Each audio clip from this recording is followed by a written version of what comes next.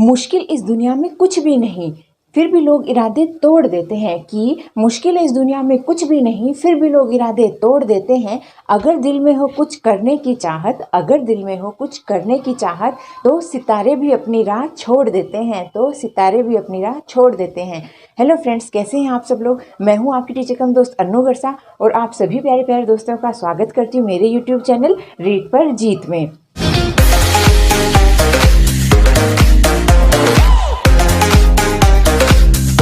Friends, जैसा कि अपना टॉपिक लिखा हुआ है, आज भी अपन पढ़ेंगे सजीव पौधों के विभिन्न भाग के बारे में। लेकिन आज इसके सिर्फ क्वेश्चन आंसर डिस्कस होंगे, क्योंकि अपन इसके पहले जो 2 वीडियोस आए हैं उसमें अपन ये टॉपिक पूरा कंप्लीट कर चुके हैं। छोटा सा टॉपिक था, जनरल सा टॉपिक था। आज उसका ये 3rd पार्ट बना रही हूँ। इसमें अपन क्वेश्चन आंसर्स डिस्कस करेंगे, जो इसके इंपॉर्टेंट क्वेश्चन आंसर्स हैं।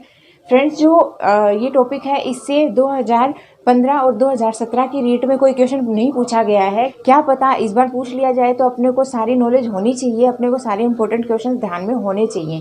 तो फ्रेंड्स चलिए, आइए शुरू करते हैं अपना क्वेश्चन आंसर का ये वीडियो। तो चलिए फ्रेंड्स, देखते हैं कौन कौन सा क्वेश्चन है अपने सामने। फ्रेंड्स, पहला है जड़ें कितने प्रकार की होती हैं। फ्रेंड्स, मैंने आपको पूरा टॉपिक पढ़ाया है। अगर आपने ध्यान से पढ़ा होगा तो एक भी क्वेश्चन आपको ऐसा नहीं है कि नहीं आएगा, आपको सारे क्वेश्चंस के आंसर आ जाएंगे। तो फ्रेंड्स देखिए अपना कौन कौन से हैं। पहला है फ्रेंड्स, जड़ें कितने प्रकार की होती हैं। जड़ें अपने को पता है, मैंने आप लोगों को बताया था कितने प्रकार की होती हैं, 2 प्रकार की होती हैं। सही है फ्रेंड्स, कितने प्रकार की, 2 प्रकार की। जिसमें जो पहली जड़ है वो कौन सी जड़ थी, वो थी मूसला या टैप रूट। और सेकंड थी वो कौन सी थी, अपस्थानिक जड़, जो एडवेंटिशियस रूट अपन जिसको कहते हैं। ओके फ्रेंड्स, नेक्स्ट है फ्रेंड्स, पौधे के कितने भाग होते हैं। ये भी मैंने आप लोगों को बताया था कि पौधे के कितने भाग होते हैं। पौधे के कुल 5 भाग होते हैं, जिसमें पहला है जड़, दूसरा है तना, तीसरा है पत्ती, चौथा है फूल, 5वां है फल। ओके फ्रेंड्स, तो कितने भाग हो गए पौधे के, 5 भाग हो गए। ओके, नेक्स्ट है पौधे में कितने तंत्र होते हैं। अब देखिए, मैंने आपको ये भी बताया था कि पौधे में कितने तंत्र होते हैं। फ्लो चार्ट बनाकर मैंने आप लोगों को बताया था ना, सबसे पहले स्टार्टिंग ऐसे ही हुई थी अपनी।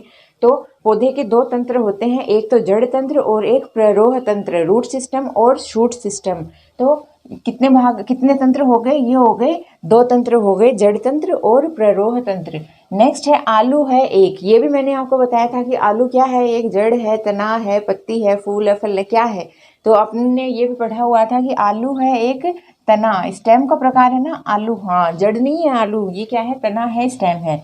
नेक्स्ट है कली का प्रमुख भाग छोटी पत्ती नुमा। ये भी मैंने आपको बताया था, जो कली थी उसके नीचे जो छोटी छोटी ग्रीन कलर की जो पत्ती नुमा जो पंखुड़ियाँ सी लगी रहती हैं, वो क्या कहलाती हैं, मैंने आपको बताया था। याद कीजिए, मैंने जब अपन ने फ्लावर पढ़ा था उसमें बताया था, जो उसका एसेसरी या सहायक अंग था, क्या था, याद कीजिए, याद कीजिए।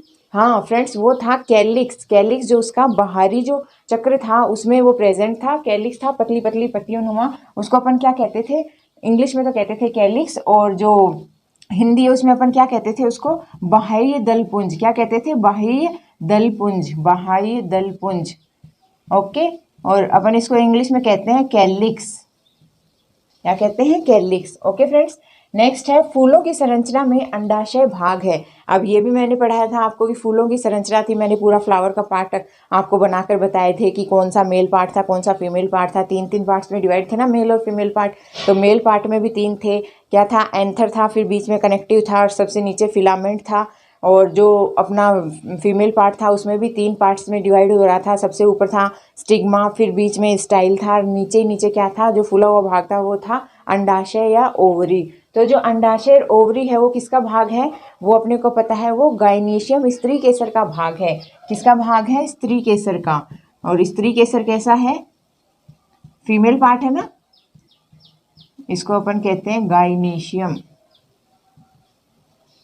फीमेल पार्ट है फ्लावर का, स्त्री केसर या गायनीशियम, अंडाशय उसका भाग है। ओके, नेक्स्ट है पत्तियों द्वारा बनाया गया भोजन पौधे में किस रूप में संचित होता है। बहुत जनरल सी कॉमन सी बात है कि पत्तियों द्वारा, जो पत्तियां जो फूड बनाती हैं फोटोसिंथेसिस के थ्रू, वो जो प्लांट है उसमें किस रूप में संचित रहता है। बहुत ईजी सा क्वेश्चन है ये भी, किसमें संचित रहता है, ग्लूकोज के रूप में संचित रहता है। किसके रूप में, ग्लूकोज के फॉर्म में संचित रहता है। नेक्स्ट है फ्रेंड, पत्तियों पर शिराओं द्वारा बनाए गए डिजाइन होते हैं। पत्तियां होती हैं 2 तरह की होती है, मोनोकोट लीव्स होती हैं, डाइकोट लीव्स होती हैं।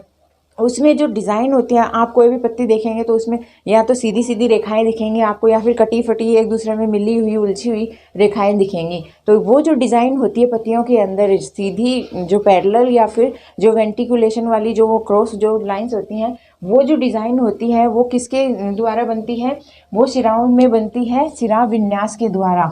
किसके द्वारा? शिरा विन्यास के द्वारा, शिरा विन्यास द्वारा। अपन ने पढ़ा था ना शिरा विन्यास कितने टाइप का होता है, 2 टाइप का होता है। अब देखिए आगे, वृक्षों के तने या शाखाओं द्वारा निकली जड़ें होती हैं। अब अपन ने पढ़ा था कि जड़ें भी कई टाइप की होती हैं। मेन तो 2 ही प्रकार की जड़ होती हैं, एक तो टैप रूट होती है और एक एडवेंटिशियस रूट होती है। लेकिन इसके अलावा जो जड़ों के और भी अलग अलग उनके आधार होते हैं, उसके अलग अलग आधारों के ऊपर जड़ों के और प्रकार हो जाते हैं। उसी में से एक प्रकार ये थी कि जैसे अपना बरगद है, जिसमें क्या होता है कि जो वृक्ष हैं उसके जो ब्रांचेज होती हैं उसमें से उसकी जो जड़ें हैं वो निकल जाती हैं। तो ऐसी जो पेड़ होते हैं जिनकी शाखाओं से भी उनकी जड़ें निकल जाती हैं, ऐसे पेड़ों की शाखाओं को, ऐसी जड़ों को अपन क्या कहते हैं? ऐसी जड़ों को कहते हैं अवस्तंभ जड़ें। अवस्तंभ जड़ें, इनका क्या कार्य होता है? ये जो पेड़ होता है उसको सहारा प्रदान करती हैं, उसको सपोर्ट देने का काम करती हैं ऐसी जड़ें। तो ऐसी जड़ों को कहते हैं अवस्तंभ जड़ें, जो पौधों की अन्य शाखाओं से भी निकलती हैं, जैसे बरगद अपने सामने एग्जाम्पल है। नेक्स्ट है पत्तियां हरी होती हैं। क्यों पत्तियां हरी होती है? क्योंकि उसमें क्या पाया जाता है? उसमें एक ग्रीन कलर का पिगमेंट पाया जाता है जिसको अपन कहते हैं क्लोरोफिल या पर्णहरित कहते हैं। तो किसके कारण वो जो पत्तियां होती हैं वो हरी होती हैं? वो होती है पर्णहरित रंग का जो एक वर्णक होता है जिसको अपन कहते हैं क्लोरोफिल। इसके कारण जो पत्तियां हैं वो अपने को कैसी दिखाई देती हैं? ग्रीन कलर की दिखाई देती हैं। सब कुछ पढ़ाया हुआ है फ्रेंड्स। नेक्स्ट है फोटोसिंथेसिस द्वारा पादप वातावरण से अवशोषित करते हैं। फोटोसिंथेसिस उसमें उसके द्वारा जो प्लांट्स है वो वातावरण से क्या मतलब एब्जॉर्ब करेंगे और क्या रिलीज करेंगे। तो अपने को पता है प्लांट्स जो है वो CO2 तो एब्जॉर्ब करता है और ऑक्सीजन को रिलीज करता है। तो फोटोसिंथेसिस में भी क्या होगा, बस थोड़ा सा कंफ्यूजन के लिए फोटोसिंथेसिस जोड़ दिया गया, बाकी प्लांट्स तो सेम ही कार्य करते हैं। अगर पूछ लिया जाए कि प्लांट्स क्या अवशोषित करते हैं, क्या रिलीज करते हैं, तो उसमें भी सेम ही है। आगे फोटोसिंथेसिस लगा के थोड़ा कंफ्यूजन दिया गया है आप लोगों को। तो अपने को पता है कि क्या अवशोषित करते हैं, वो कार्बन डाइऑक्साइड CO2 को एब्जॉर्ब करते हैं और O2 को रिलीज करते हैं, ऑक्सीजन को। नेक्स्ट है फ्रेंड, कीट भक्षी पादप जिस मृदा में उगते हैं उसमें नहीं होता।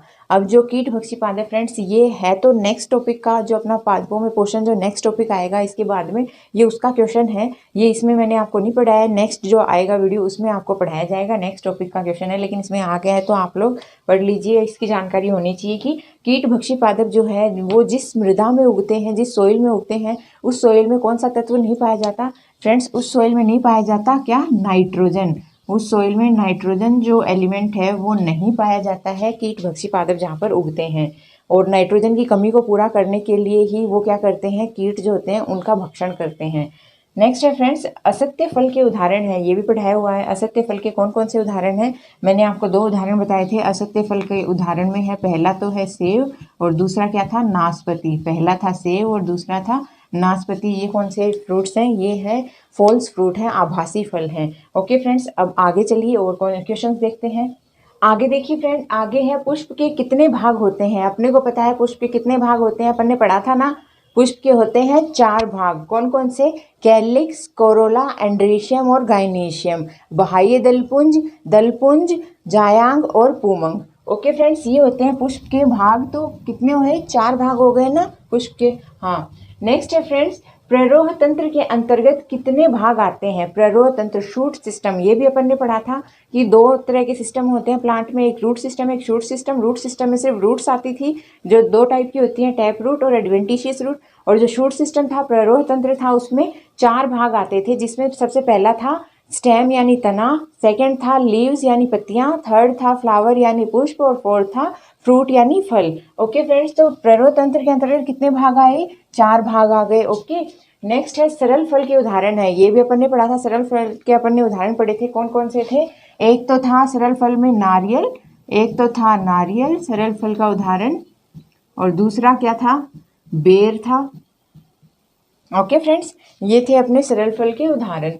जो अपन सिंपल फ्रूट कहते हैं उसके उदाहरण थे नारियल और बेर। ओके, नेक्स्ट है फ्रेंड, पुष्प के आवश्यक या जनन चक्र। अब देखिए, पुष्प में अपन ने पढ़ा था कि 4 प्रकार के चक्र पाए जाते हैं, जिसमें 2 तो है आवश्यक नेसेसरी, और जो 2 है वो है सहायक या एसेसरी। तो फ्रेंड्स, जो पुष्प है उसके जो आवश्यक 2 चक्र थे, कौन से थे जनन चक्र? उसमें था एक तो एंड्रीशियम था, एक गाइनीशियम था, पुमंग और जायांग। तो जो पुष्प के आवश्यक चक्र थे वो कौन से थे? एक तो था पुमंग, जिसको अपन कहते हैं एंड्रीशियम, और दूसरा था जायांग जिसको अपन कहते हैं गाइनीशियम। पुमंग तो है वो मेल पार्ट है, नर भाग है अपने किसका, फ्लावर का, और जो जायांग है वो फीमेल पार्ट है, स्त्री केसर भाग है किसका, अपने पुष्प का। ओके, नेक्स्ट है पुष्प के सहायक चक्र हैं। अब ये तो थे जनन चक्र और आवश्यक चक्र, अब उसके सहायक और एसेसरी भी तो पार्ट्स थे ना पुष्प के, तो वो भी कितने थे, 2 थे, जिसमें एक तो था कैलिक्स और एक था कोरोला। तो कैलिक्स तो था बाह्य दलपुंज, जिसको अपन ने कहा बाह्य दलपुंज, बाह्य दलपुंज, और सेकंड जो कोरोला है उसको क्या कह दिया अपन ने, दलपुंज। नेक्स्ट है पादपों का रसोई घर। पादपों का रसोई घर किसको कहते हैं, जरा गौर कीजिए। पादपों का रसोई घर कहते हैं किसको, पादपों का रसोई घर कहते हैं पत्तियों को। ये भी पढ़ाया हुआ है ना फ्रेंड्स, ये कहते हैं पत्तियों को। रसोई घर क्यों कहते हैं, रसोई घर ऐसी जगह होती है जहाँ पर क्या बनता है, खाना बनता है। तो पादप जो होते हैं, जो प्लांट्स होते हैं, उनमें खाना कहाँ पर बनता है, लीव्स में बनता है। तो इसीलिए जो पत्तियां हैं, जो लीव्स हैं, उनको पादपों का रसोई घर कहा जाता है। नेक्स्ट है पौधे के किस भाग में गैसों का आदान प्रदान होता है। प्लांट्स का कौन सा पार्ट है जिसमें जो गैसेज हैं उनका आदान प्रदान होता है, तो ये भी सबको पता है कि कहाँ है, ये पत्तियां हैं, पत्तियों में ही क्या होगा, गैसों का आदान प्रदान होगा। जितनी भी पत्तियां हैं उनमें ही गैसों का आदान प्रदान होगा प्लांट्स में। नेक्स्ट है भूमिगत तने का रूपांतरण है। मैंने आपको बताया था कि कुछ ऐसी चीजें हैं जो जड़ दिखती हैं लेकिन वो जड़ होती नहीं है, वो क्या होता है, तना होता है। तो भूमिगत तने का रूपांतरण में कौन कौन से आ जाएंगे, आलू आ जाएगा, आलू, अदरक, हल्दी, ये जो है अपने सब क्या है, भूमिगत तने का रूपांतरण है। ओके, नेक्स्ट है जड़ पौधे का कैसा भाग है। ये भी मैंने आपको पढ़ाया था कि जड़ जो होती है वो कौन सा भाग है और प्ररोह जो होती है वो कौन सा भाग है। तो जड़ जो है वो पौधे का अवरोही भाग है, क्योंकि वो नीचे जाती है ना, नीचे की तरफ बढ़ती है जो जड़ है वो। तो ये कौन सा भाग हो गया, ये अवरोही भाग हो गया पौधे का। जड़ जो है वो अवरोही भाग है किसका, पौधे का। नेक्स्ट है फ्रेंड्स पत्तियों में पाए जाने वाले रंध्र कहलाते हैं। अब अपने को पता है जो लीव्स होती हैं उसमें छोटे छोटे पोर्स पाए जाते हैं जिनसे क्या है, गैसों का आदान प्रदान होता है। जो एक्सेस अमाउंट में जो वाटर होता है, एक्स्ट्रा जो पानी होता है, उसको वेपोराइज किया जाता है पौधों के उन छोटे छोटे पत्तियों के रंध्रों के द्वारा। तो उनको क्या कहते हैं फ्रेंड्स, तो उनको कहा जाता है स्टोमेटा। पौधों के जो छोटे छोटे रंध्र होते हैं पत्तियों में जो, उनको क्या कहते हैं, स्टोमेटा कहते हैं। नेक्स्ट है अपस्थानिक जड़ के उदाहरण है। अपस्थानिक जड़, एडवेंटिशियस रूट, इसके उदाहरण कौन कौन से हैं, ये भी अपना पढ़ा हुआ है। पहला तो था इसका उदाहरण बाजरा, सेकंड था मक्का। ये सब किसके उदाहरण है फ्रेंड्स, ये है अपस्थानिक जड़ के उदाहरण, एडवेंटिशियस रूट के। ओके, नेक्स्ट है प्ररोह तंत्र पौधे का कैसा भाग है। अब अपन ने पढ़ लिया कि जड़ तंत्र कैसा भाग था, अवरोही भाग था। तो प्ररोह तंत्र उसके अपोजिट होगा ना, क्योंकि वो ऊपर की तरफ बढ़ता है, जड़ नीचे की तरफ बढ़ती थी तो अवरोही हो गई, और जो प्ररोह है वो ऊपर की तरफ बढ़ती है तो वो कैसा भाग हो गई, वो आरोही भाग हो गई। तो प्ररोह तंत्र पौधे का कैसा भाग है, ये आरोही भाग है किसका, पौधे का। आरोही भाग है प्ररोह तंत्र। ओके फ्रेंड्स, अब आगे देखिए पत्तियों में होने वाली क्रिया है। पत्तियों में कौन कौन सी क्रियाएं होती हैं, अपने को सबको पता है पत्तियों में क्या होता है, फोटोसिंथेसिस होता है। लेकिन क्या सिर्फ फोटोसिंथेसिस ही होता है और कुछ नहीं होता है पत्तियों में, होता है फ्रेंड्स। पत्तियों में 3 तरह की क्रियाएं होती हैं। एक तो होता है फोटोसिंथेसिस, अपने को सबको पता है कि फोटोसिंथेसिस किस में होता है, पत्तियों में होता है। सेकंड है इसमें रेस्पिरेशन भी होता है। क्या श्वसन नहीं होता क्या पेड़ों में, श्वसन की क्रिया भी तो होती है ना, वो भी कहाँ से होगी, पत्तियों द्वारा ही होगी, श्वसन का कार्य होगा। और थर्ड जो है वो क्या होगा, वो वेपोराइजेशन, वाष्प उत्सर्जन का कार्य है, वो भी किससे होगा, पत्तियों के द्वारा ही तो होगा। पत्तियां 3 तरह का कार्य करती हैं। कौन कौन सा कार्य करती हैं, एक तो फोटोसिंथेसिस द्वारा भोजन बनाती हैं, दूसरा रेस्पिरेशन श्वसन करती हैं, और तीसरा क्या है, वेपोराइजेशन, वाष्पोत्सर्जन करती हैं। तो ये तीनों क्रियाएं ही पत्तियों में होंगी। तो पत्तियों में होने वाली क्रिया कितनी है, 3 है। ठीक है, याद रखना फ्रेंड्स। नेक्स्ट है द्विलिंगी पुष्प पाए जाते हैं। द्विलिंगी पुष्प के एग्जाम्पल मैंने आपको बताए थे। द्विलिंगी ऐसे पुष्प जिसमें दोनों जो जनन अंग है वो पाए जाते हों, एंड्रीशियम और गायनीशियम, पुमंग जायांग दोनों पाए जाते हैं, उसके मैंने आपको एग्जाम्पल भी बताए थे। तो उसके एग्जाम्पल कौन कौन से हैं, एक तो है फ्रेंड्स सरसों, सरसों में पाया जाता है द्विलिंगी पुष्प, और दूसरा क्या है, गुलाब, ऐसे ही एक पिटूनिया नाम का और प्लांट आता है, उसमें भी द्विलिंगी पुष्प पाए जाते हैं।